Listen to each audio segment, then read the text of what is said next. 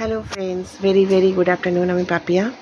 অনেক দিন ভিডিও করা ঠিকঠাকভাবে হচ্ছে না, তো আজকে ভাবলাম সানডে স্পেশাল লাঞ্চ নিয়ে একটা ছোটো করে ভিডিও করে নিই। রান্না করার সময় ভিডিও করতে পারিনি, তো এখন ফাইনালি কী রান্না করলাম সেটা ভাবলাম একবার আপনার সাথে শেয়ার করি। তো আজকে সানডে যেহেতু, আজকে চিকেন না হয় মাটন কিছু একটা হয়, তো আজকেও তাই হয়েছে।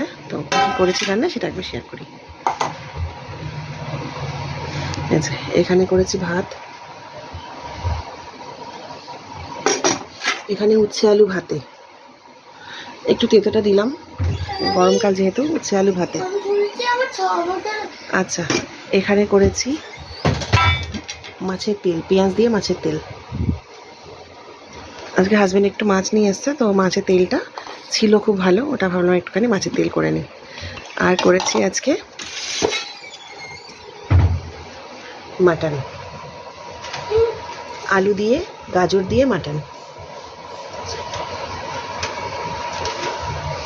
আর আমের চাটনি করাই ছিল, তো সেটাও ভাবলাম একটুখানি বের করে নিই। এখানে করে আছে আমের চাটনি। তো এই আজকের রান্না। তো আজকের রান্না কেমন লাগলো প্লিজ কাইন্ডলি কমেন্ট সেকশানে জানাবেন।